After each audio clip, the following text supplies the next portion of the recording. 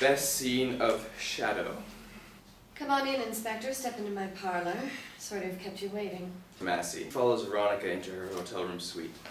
His foot bumps an upturned champagne glass, which he stoops to retrieve. Clumsy.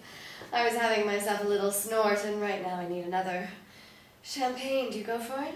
Sure, when I can get it. Top of the range stuff, no cheap fizz water here. She reaches for a bottle from a silver ice bucket and lifts it to the light. Nearly all gone, like life. The end comes all too fast.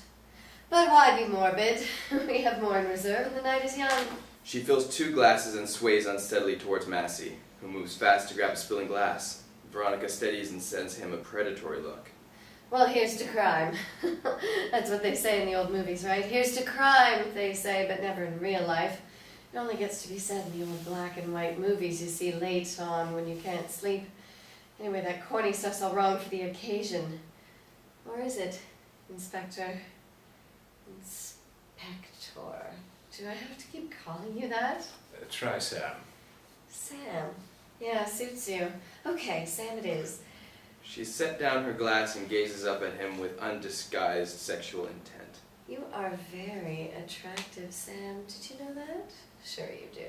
All attractive men know it, damn them. You're married, I'll bet. Got little wifey waiting back at the ranch. No, little wifey, not anymore. You mean she left you crying in your beer? Join the club. I'm a veteran of many campaigns, though married but once. It's a sad tale, Sam, my friend, and I'm all used up with sad tales. She smiles a cat smile, snakes her free arm around his neck and gives him a fast soul kiss. She pushes back, sending him a mischievous look. Call that a down payment. But got to tell you, Deborah's not here. Not unless she's hiding under the bed. She's the one you're chasing down, am I right? That tough guy routine you pulled was just so much hooey. You want to get into her pants and don't tell me otherwise. Veronica's bravado collapses, all at once becoming seriously anguished. You find me attractive, don't you, Sam? Please say you do. Any man would. She sighs and softens into him. Then, as quickly, she pushes away and lifts the bottle from the ice bucket, draining out the last dribble. All gone, like life, drifting away. You any good with these things? Massey takes the bottle and begins the opening process. Veronica pouts. What? No, don't you think you've had enough, old gal? Sort of crap? I gave up handing out bullshit advice like that a long time ago. You'd leave me lying in the gutter, is that it? You're one mean son of a bitch, you know that? What I do is pick you up, get you on your feet. I've been there, don't worry. I guess you have at that. I get the feeling I should have met you a long way back. Well, here I am now. Hey, so you are. There's no time like the present, right? So they say. So this being the present, there's no time like. Where do we start?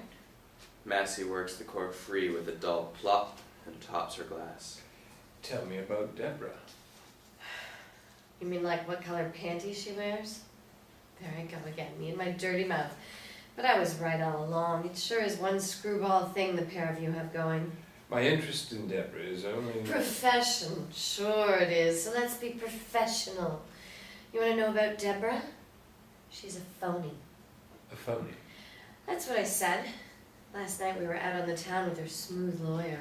Norman Pargeter. The very same. 2 against 1, not fair, not cricket, old boy. They thought they had the edge, but they were out a mile. Meow, meow, catty as all hell I am. I've been checking her out, and brother, have I learned things. Go on. Got the man's interest. Okay.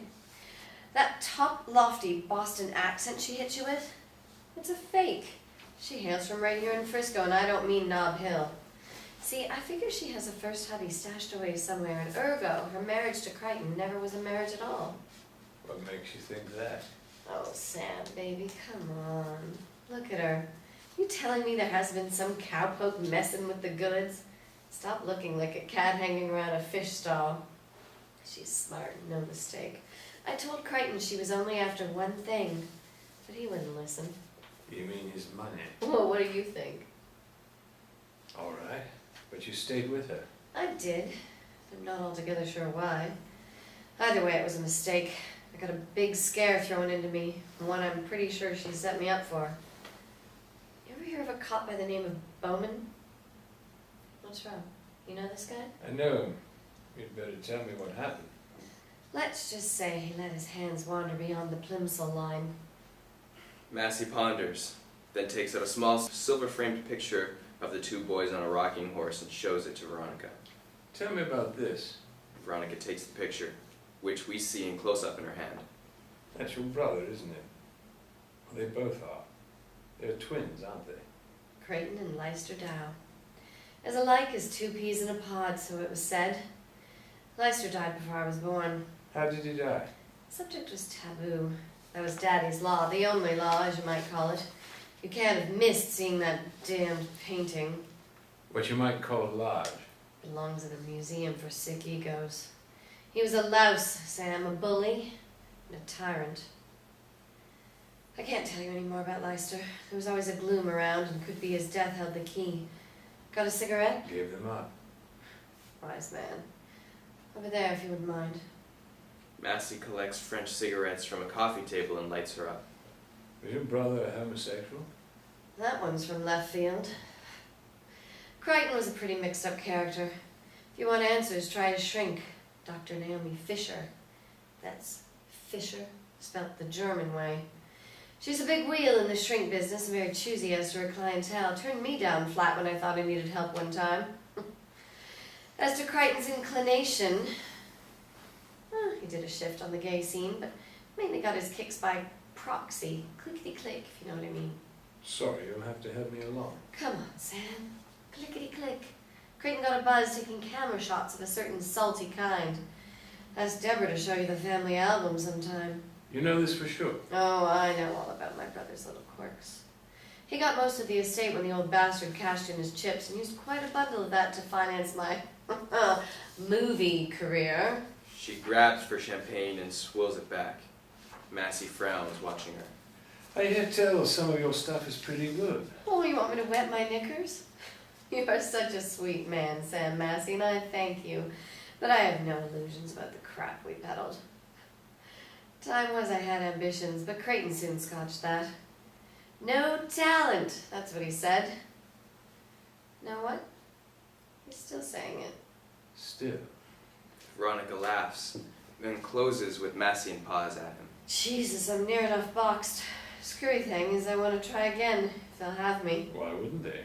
You look good enough to me. You must have come down from the stars. Too old, Sam. Don't be crazy, you're not too old. But I am. In our business, young means very young, below 22. 30 and you are all washed up. Hold me, will you? Massey draws her to him. She convulses in his arms as his cell phone rings. Only my phone. He brings out and shows her his cell phone, which he then holds to his ear. Sam, we got a body. Stark naked, face all battered up. Could be Carmen. Where found? You're gonna love this. Grace Cathedral. Jesus, she's stretched out like she's taking a sunbath. I'm on my way. He closes the call. Veronica has drifted across the room and buried her face into the folds of a curtain. Massey goes and draws her to him. You've been getting some bad calls? I thought, What did you think, Veronica? if I told you, you would know for sure I'm gone mad. Maybe I have. You were going? I have to. She clings desperately to him. Massey kisses her forehead. She tilts her head for him to kiss her mouth, and Massey delivers a brief, tender kiss. She sighs and reaches and kisses him again, the kiss becoming passionate. Next, they are in the throes of lovemaking. This can be as tasteful or excessive as required. Let us dissolve to interior Grace Cathedral.